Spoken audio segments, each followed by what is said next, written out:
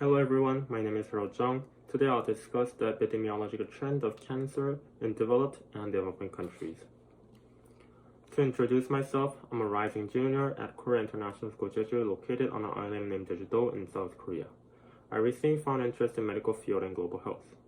Currently, I'm working as an officer of the Honor Council and worked as an organizer of the DECA Biz competition in 2021-22 academic year.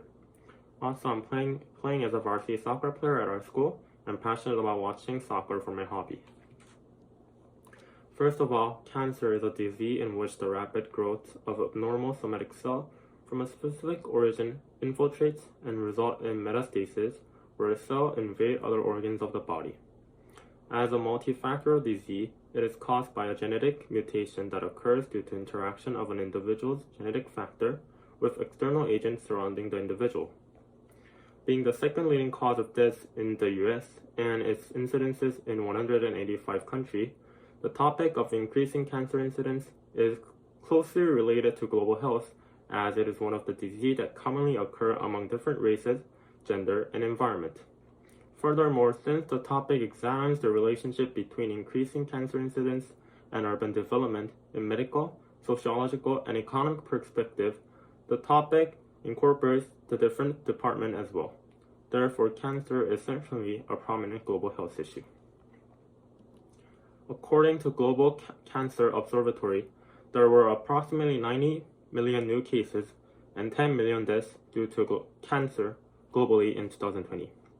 Surprisingly, approximately 80% of the new cancer cases in 2020 happened in regions with high and very high Human Development Index. Despite the advanced medical care system in high-income countries, the statistic of Global Cancer Observatory draws attention to correlation between the increasing cancer incidences and modernized society. The dilemmas and fundamental consequences of modernization, such as extended life expectancy, lower pregnancy rates, obesity, and a higher exposure to pollution, is known to contribute to the distinguishable increase of cancer incidences in high-income countries.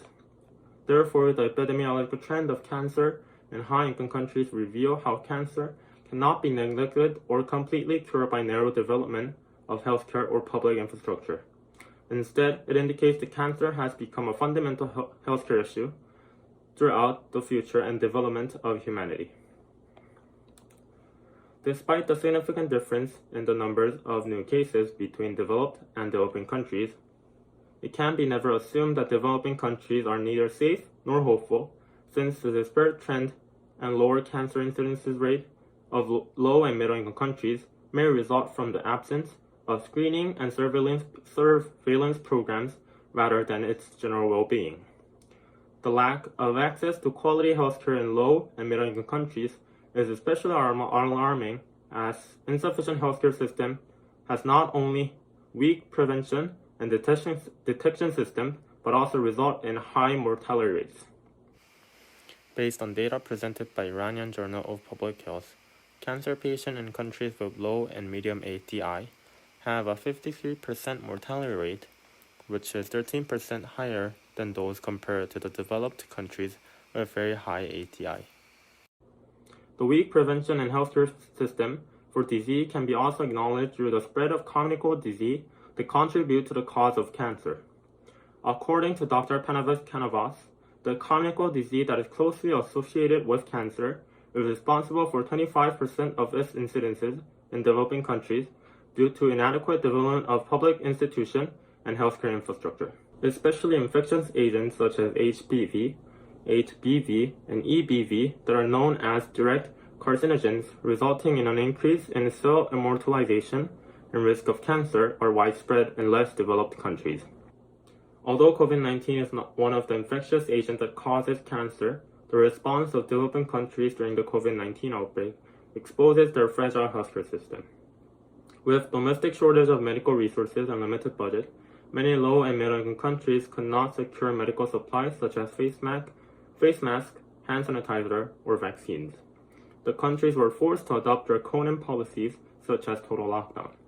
Although the total lockdown could decrease number of infections and spread of disease, it couldn't be a permanent solution to COVID-19 pandemic and also for common communicable disease, as it damages economic growth of market and social development significantly.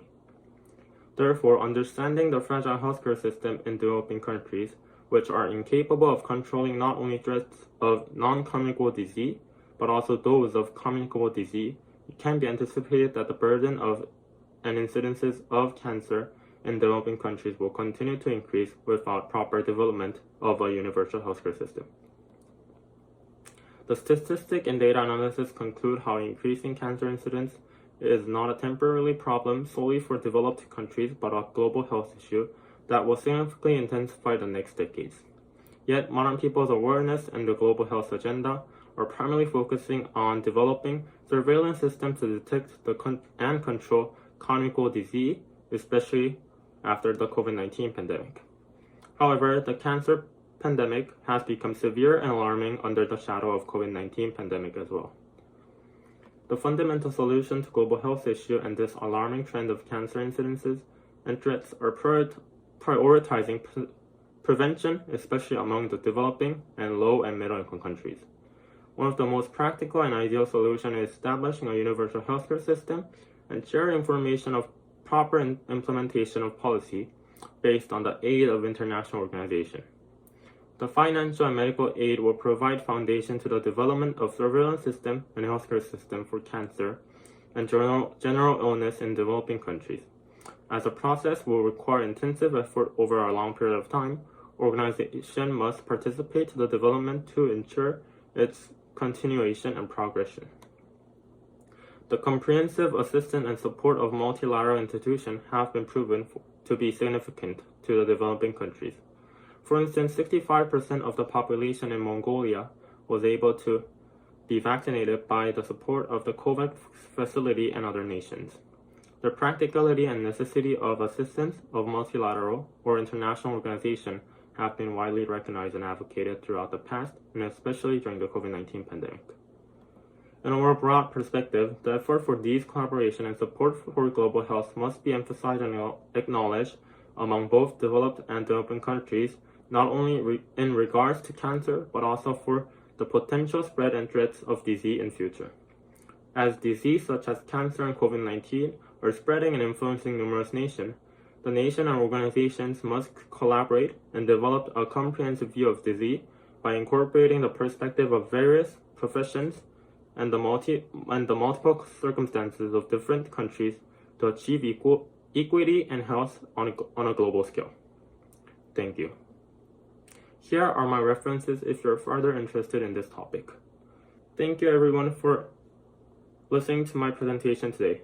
And thank you to the conference team for providing me this opportunity to share my interest in research.